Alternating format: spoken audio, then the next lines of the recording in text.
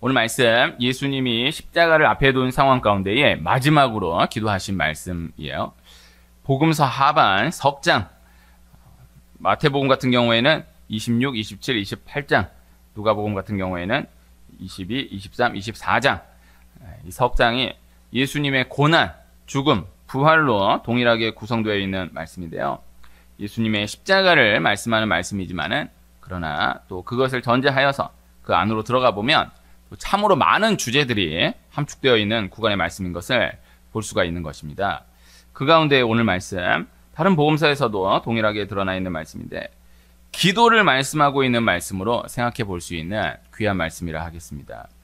성경의 모든 말씀들을 기도라는 하나의 주제로 연결하여서 그 쭉 이어지는 흐름들을 생각해 볼 수 있지만 그 가운데 가장 강하게 표현되어 있는 말씀이 예수님이 십자가를 앞에 두신 이 상황 가운데에 오늘 이 말씀으로 생각해 볼 수 있을 거예요. 그 가운데 누가복음 22장 46절 한 절을 읽었습니다. 읽지 않았지만요, 오늘 40절 한 절 더해서 보면요, 40절에 그곳에 이르러 그들에게 이르시되 유혹에 빠지지 않게 기도하라 하시고, 그리고 오늘 말씀 46절 이르시되 어찌하여 자느냐 시험에 들지 않게 일어나 기도하라 하시니라. 그래서 우리가 기도를 해야 하는 이유를 간단하게 정리해 둘 수 있는 말씀이 이 두 말씀이에요. 유혹에 빠지지 않기 위하여, 시험에 들지 않기 위하여. 그래서 다시 생각해 보면은 우리는 기도하지 않으면 유혹에 빠지게 되어 있는 연약한 존재이다라는 것이고요. 우리는 기도하지 않으면 시험에 들게 되어 있는 연약한 존재이다라는 것이에요. 그래서 이 두 가지가 반드시 기도해야 할 이유가 되는 것입니다. 그런 질문들을 종종 하지 않습니까? 우리가 기도하지 않아도 하나님은 우리의 쓸 것을 다 하시고 우리의 선한 길을 다 예비하시는데 꼭 기도해야 할 필요가 있느냐? 하나님은 우리의 쓸 것을 다 하시고 우리를 선한 길로 인도해 가시지만은 우리가 우리 때문에 기도해야 하는 것이다. 그래서 기도하지 않으면 유혹에 빠지게 되고 기도하지 않으면 시험에 들게 되어 있다. 그래서 하나님이 모든 것을 다 준비하시고 다 열어가셔도 우리가 유혹에 빠져버리고 우리가 시험에 들어버리면은 이건 방도가 없는 거예요. 그래서 내가 나를 위해서 기도하는 것이다. 이것이 먼저 전제가 되어 있는 것입니다. 그래서 두 가지예요. 기도하지 않으면 유혹에 빠지게 되어 있다. 기도하지 않으면 시험에 들게 되어 있다. 그리고 또 반대로 유혹에 빠지지 않는 길은 기도 외에 다른 길이 없다. 시험에 들지 않는 길은 기도 외에 다른 길이 없다라는 것입니다. 기도 외에 다른 것으로는 이러한 종류가 나갈 수 없느니라. 예수님이 너무나 명확하게 아주 단순하게 집어주신 말씀이에요. 그 다음 오늘 말씀의 상황 안에서 또 두 가지를 생각해 보면요, 예수님이 십자가를 지시기 위해 지금 잡혀가시기 직전의 상황 가운데의 말씀인 거예요. 예수님이 그 마지막까지 기도하셨다라는 것이죠. 그 마지막 순간까지 기도하신 가운데에 잡혀 들어가셨다라는 것입니다. 그래서 이 순간을 만약에 놓쳤다라고 하면은 예수님은 이 순간에 기도 없이 그냥 바로 잡혀 들어가실 수 있었던 거예요. 예수님이 십자가를 두고 십자가 전체 사역을 두고 기도하신 것도 맞지만 지금 잡혀가시기 직전 그 상황을 놓치지 않고 끝까지 기도하셨다라는 것, 또 이것이 중요한 것입니다. 그래서 예수님이 기도를 놓치지 않으셨다라는 것입니다. 마지막까지, 마지막 그 순간까지 기도를 놓치지 않으셨다라는 것, 그리고 또 하나, 그렇게 마지막 순간까지 기도하셨다라는 것을 제자들에게 보이기 원하셨다라는 것이죠. 그렇게 기도해야 한다라는 것을, 마지막까지 기도만은 놓치면 안 된다라는 것을 제자들에게 몸으로 또 그 상황으로 보여주심으로 가르치시기를 원하셨다라는 것입니다. 또 그 안에서 이와 같은 전개가 가능했던 이유는 예수님이 그저 계속해서 기도해 오셨기 때문이다라는 것이죠. 예수님이 그저 계속해서 기도의 모습을 보여오셨기 때문이다라는 것이죠. 그래서 새벽마다 매일 지속 반복으로 기도해 오셨고, 또 일이 맞춰질 때마다 사역이 구간 매듭 지어질 때마다 기도를 쉬지 않고 계속해 오셨다라는 거예요. 다 기도를 주제로 한 말씀들을 보면 다 이 흐름으로 연결되어 있는 것을 볼 수 있어요. 기도 안 하다가 마지막 순간에는 기도해야지, 기도하는 모습이 전혀 보이지 않다가 마지막 순간에는 그래도 기도하는 모습을 좀 보여줘야지, 이렇게가 안 되는 거예요. 사람이 다 그냥 그렇게 살다가 가는 거예요. 평소 하는 모습 그대로 끝까지 가는 거예요. 다니엘이 이 어인이 지킨 것을 알고도 이럴 때 더 기도해야지, 이럴 때 더 기도하는 모습을 보여야지 하고 사자굴에 잡혀 들어간 것이 아니라 계속해서 평생을 기도해 왔던 거예요. 평생을 기도하는 모습이 보여질 수밖에 없도록 살아왔다라는 것이죠. 그렇게 마지막 그 순간까지 기도를 지킴으로 큰 기적이 일어나게 되었다라는 것을 볼 수 있는 것입니다. 예수님이 계속해서 기도해 오셨다. 예수님이 계속해서 기도의 모습을 보여 오셨다라는 것입니다. 그래서 오늘 말씀의 상황이 기도로 주제를 놓고 생각해 보면 그렇게 특별한 기도의 상황은 아니다라는 것을 생각해 둘 필요가 있는 것입니다. 그래서 예수님이 십자가를 앞에 두셨기 때문에 이제 곧 잡혀 가셔야 하기 때문에 특별하게 기도하셨다라고 보는 것이 절대 옳지 않고, 예수님이 늘 계속해서 그렇게 기도해 오셨던 것이다. 예수님이 늘 계속해서 그렇게 기도의 모습을 보여 오셨던 것이다. 이렇게 생각해 둘 필요가 있겠습니다. 그래서 그 기도가 이렇게 마지막까지 이어져 왔다라는 거예요. 그 기도의 모습이 이렇게 마지막까지 보여져 왔다라는 것입니다. 다시 이 상황 가운데, 상황 안에서 예수님의 말씀을 생각해 보면요. 예수님은 이 오늘 말씀 안에서 생각해 보면 십자가를 지시는 그 자체에 초점을 두고 계시지 않아요. 기도에 초점을 두고 계신 것을 볼 수가 있는 것입니다.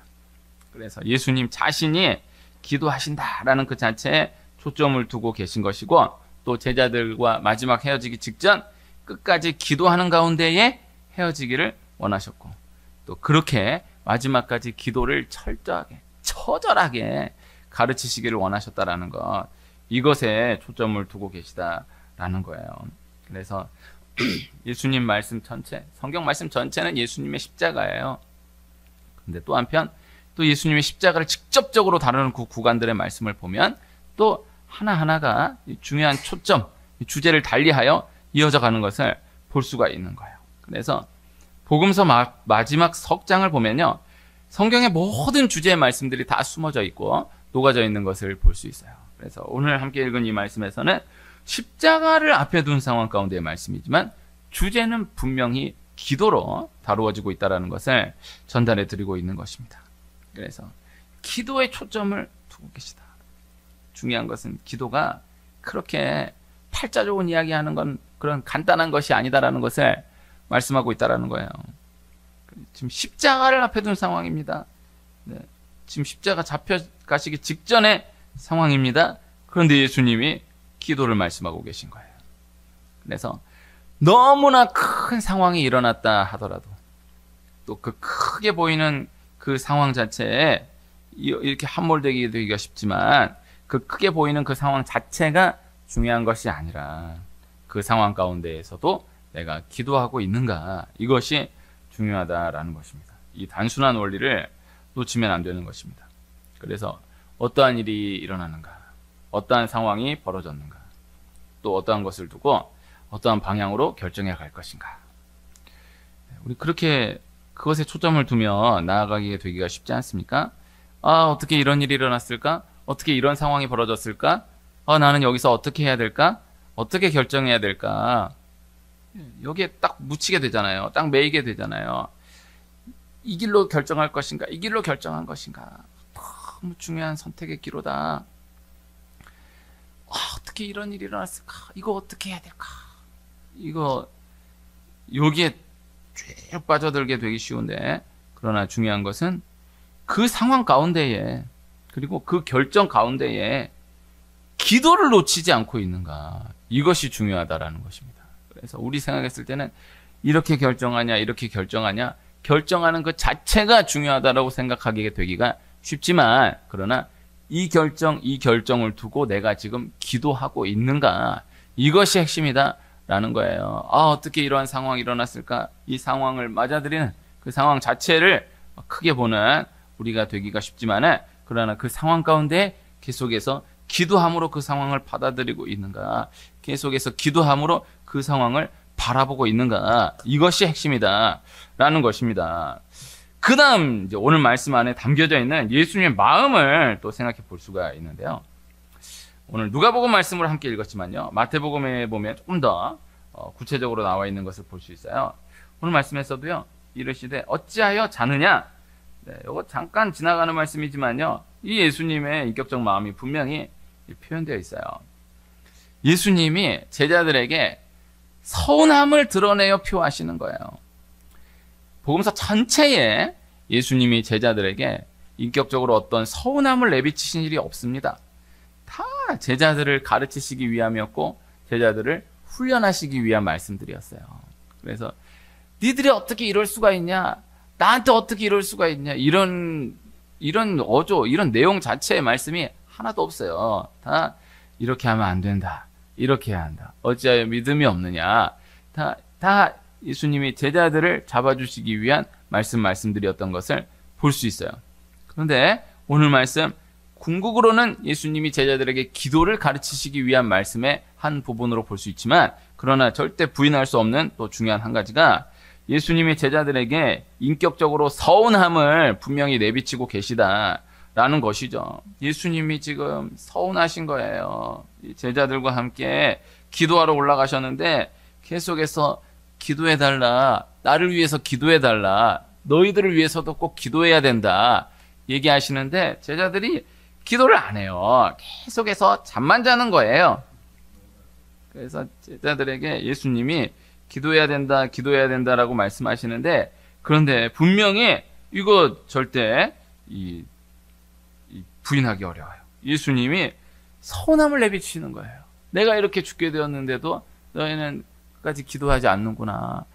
정말 나와 함께 한 시간도 깨어 있을 수 없더냐. 예수님이 서운함을 내비치시는 것입니다.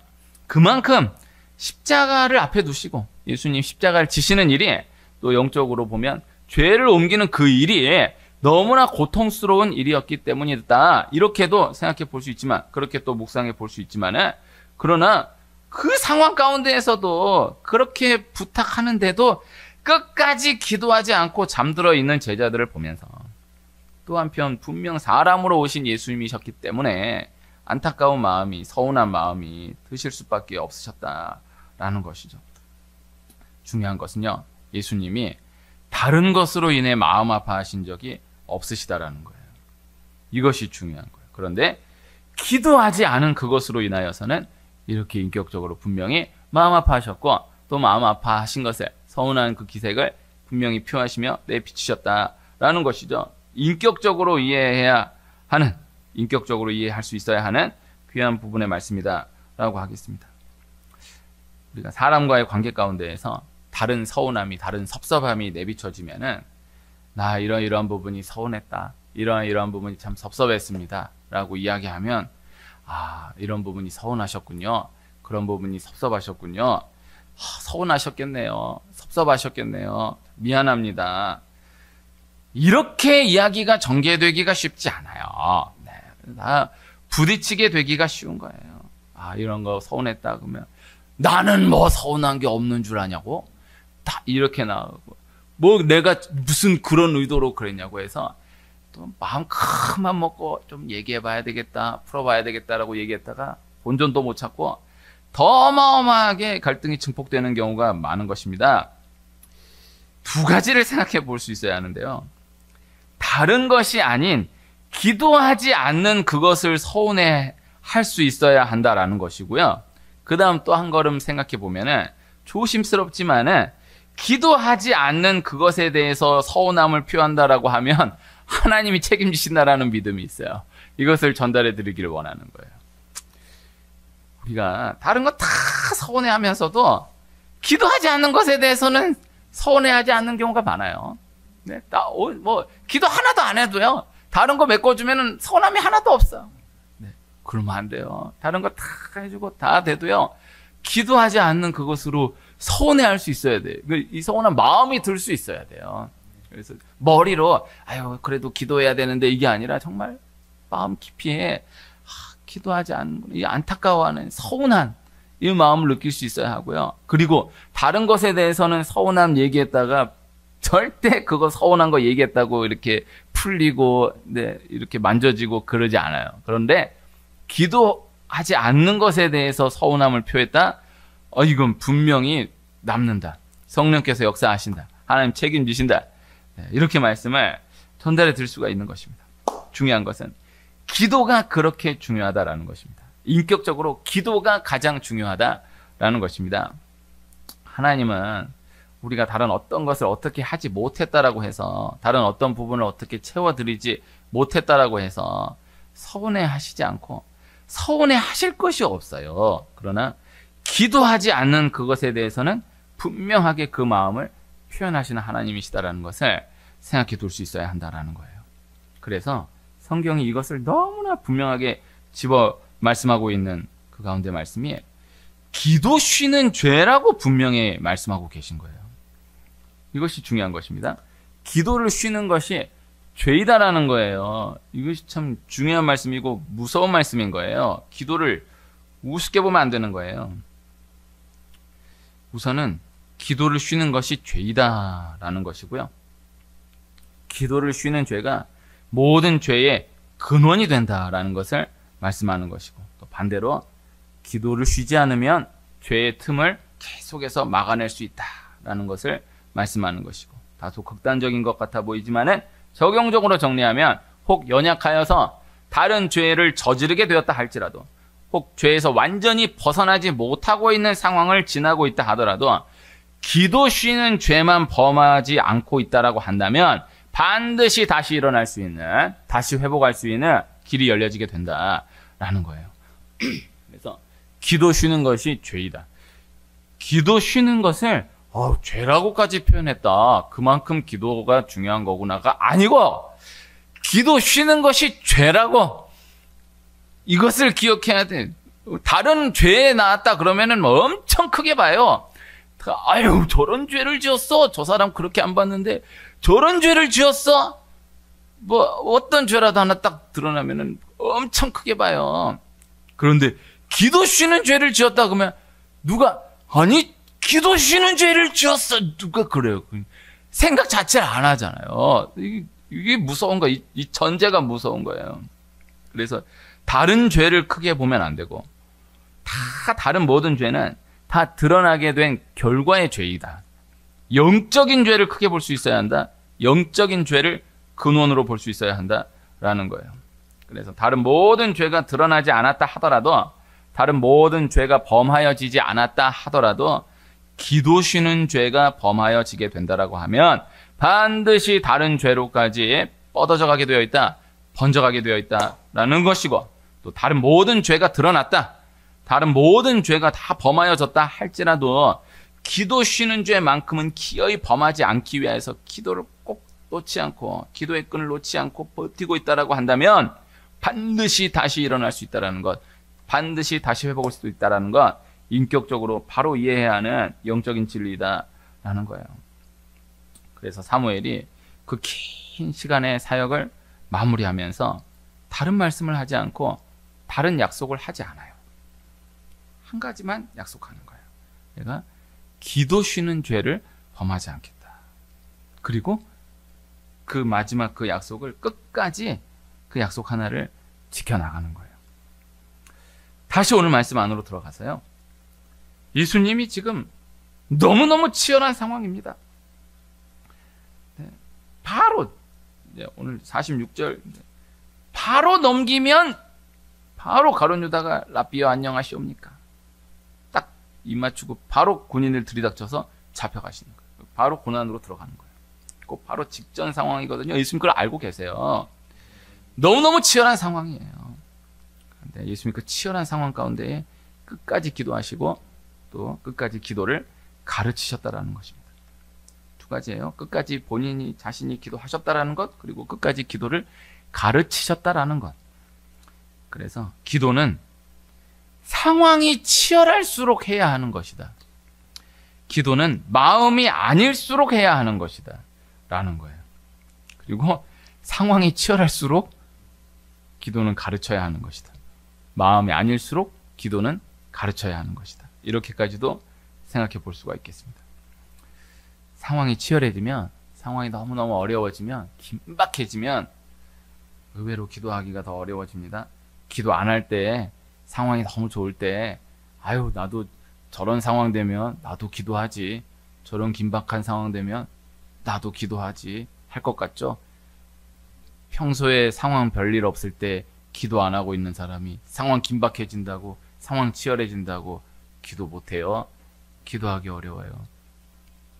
오히려 평소에 기도하는 사람도 상황이 치열해져 버리면은, 어려워져 버리면은 그 기도의 끈을 놓아버리게 되는 경우가 많은 거예요.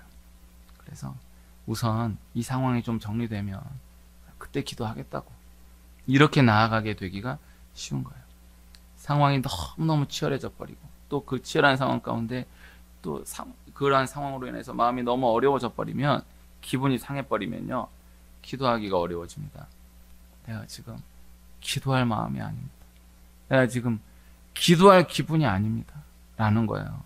그러나 기도는 기도할 마음이 아니어도, 기도할 기분이 아니어도 해야 하는 것이다. 이것을 꼭 기억해야 한다는 거예요. 그리고 적용적으로 생각해 보면요, 기도는 기도하기가 너무 좋은 상황이다, 기도하기가 너무 좋은 기분이다, 이런 경우를 만나기는 너무나 쉽지 않다라는 거죠. 그래서 기도는 이러나 저러나 해야 한다. 마음이 어려워도 어려울수록 해야 되고, 상황이 긴박해도 치열해도 그럴수록 해야 한다. 술은 기분이 나쁘면 나빠서 안 먹을 수가 없어요. 너무 기분이 나쁜 일이 생긴 거예요. 그러면은 안 먹을 수가 없어요. 야, 이런 날 어떻게 술을 안 먹냐. 그걸 먹어요. 근데 너무 기분 좋은 일이 생겼어. 너무 기분 좋은 일이 생기면 또, 야, 이런 날 어떻게 안 먹냐. 세상에 이런 좋은 일이 어딨냐. 어떻게 안 먹을 수가 없어. 그래서 들어보면은 억지네 이렇게 안 보여요. 세상 너무너무 힘든, 이렇게 힘든 이런 상황에 어떻게 술을 안 먹고 이걸 버텨나갑니까? 너무너무 좋은 일, 세상에 이런 날 어떻게 한잔 안 하고 그게 사람이냐고 이렇게 경사가 났는데, 그러나 기도는 기분이 나쁘면 기분이 나빠서 기도할 맛이 아니에요. 지금 기분 나쁜 사람한테, 죽을 것 같은 사람한테 기도해야지. 그러면은 너무 기분 나쁜 사람한테 한잔해 그러면 이게 되지만, 너무 기분 나빠서 이러는데 기도해야지 그러다가 이게 쉽지 않아요. 기분이 나쁘면 나쁜 대로 기도할 맛이 안 나고, 그럼 기분 좋으면은 좋아가지고 기도를 생각할 겨를이 어디 있어. 기도 잊어버리고 기도 밀어버리게 되기가 쉬운 거예요. 그러면 안 되는 거예요. 이걸 적용적으로 기억할 수 있어요. 기도를 호흡이라고 하잖아요. 그래서 아무리 아니어도 밥은 먹어야 되고, 아무리 아니어도 숨은 쉬어야 돼. 그래서 기도를 그렇게 볼 수 있어야 한다.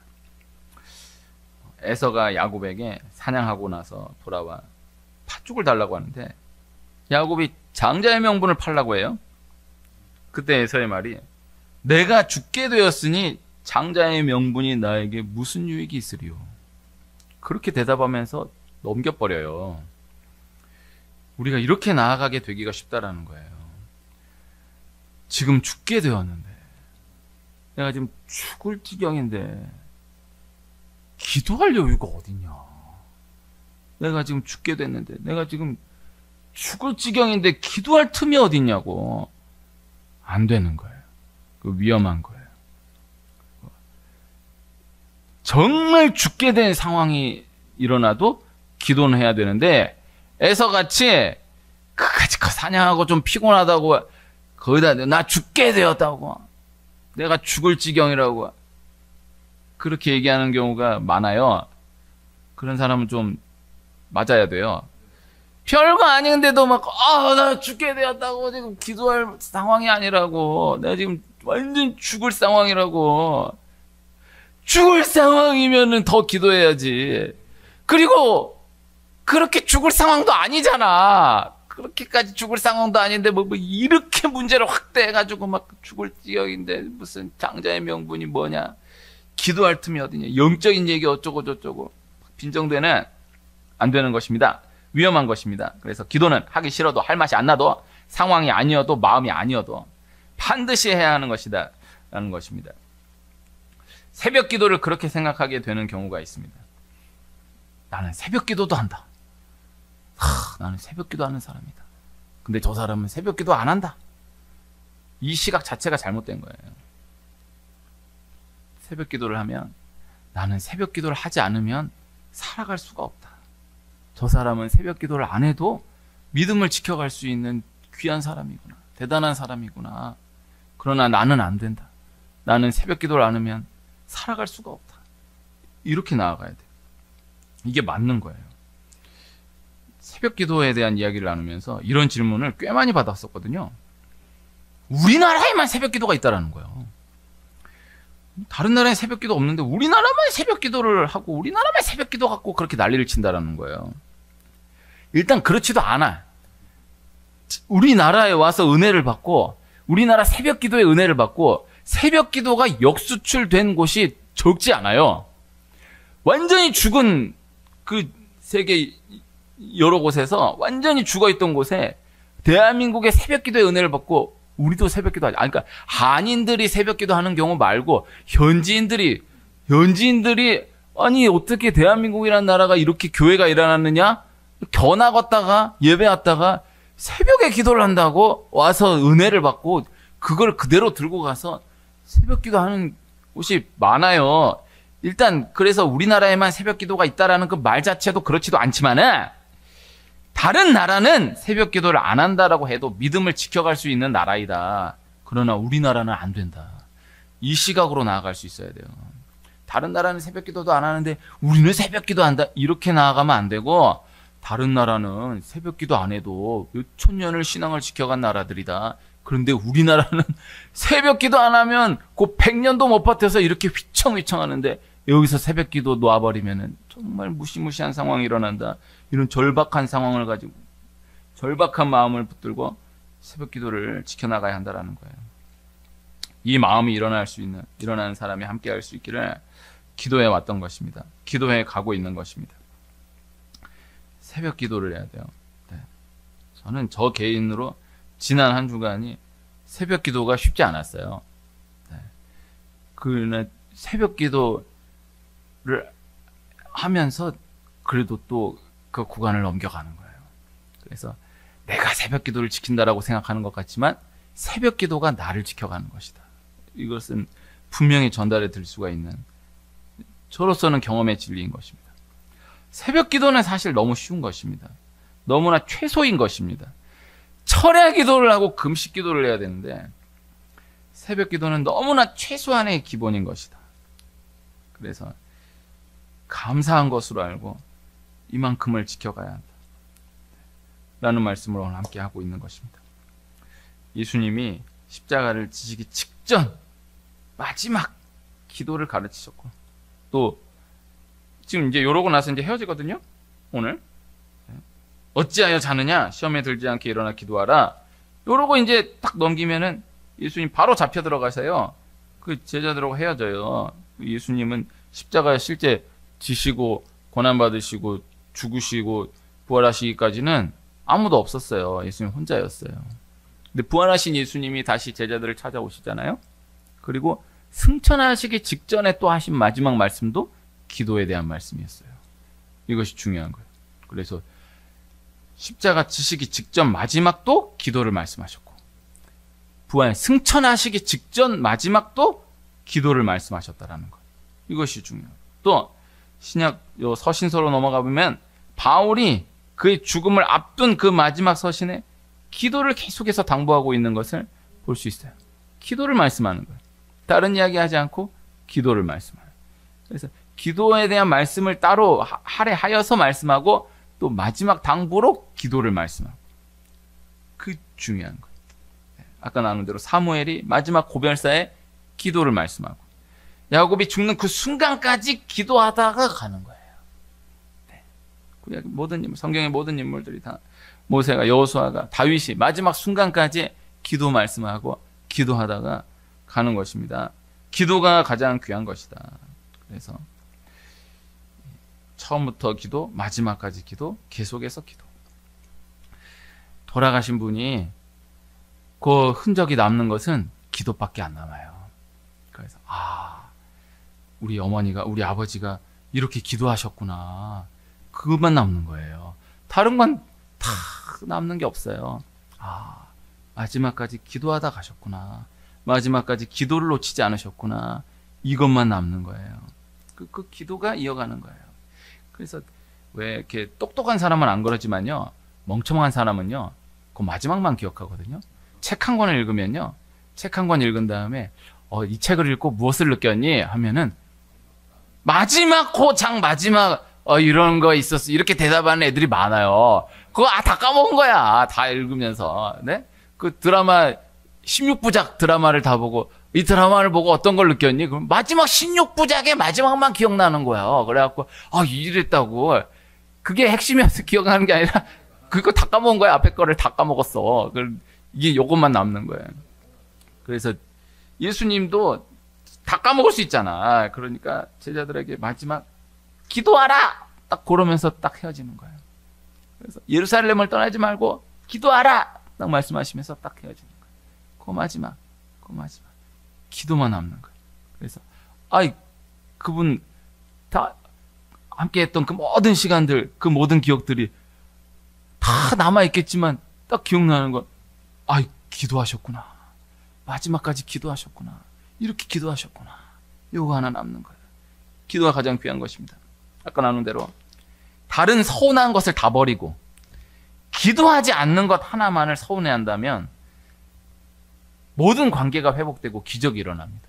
부모 자식 가운데, 관계 가운데에서 다른 거 서운한 걸 얘기하려고 하지 말고 기도하지 않는 거, 그 하나만을 이야기할 수 있다라고 한다면 그 관계는 너무 놀랍게 회복되고 기적이 일어나고, 부부 사이에서 다른 거 얘기할 것이 없고 기도만 이야기하면 다른 서운한 거는 다 삼키고, 그러나 기도에 대해서는 이야기할 수 있다라고 한다면, 그리고 마음 자체가 다른 서운한 것에 대해서는 서운한 마음이 없고 기도하지 않는 것에 대해서는 서운함을 느낄 수 있는 관계라고 한다면 큰 거예요.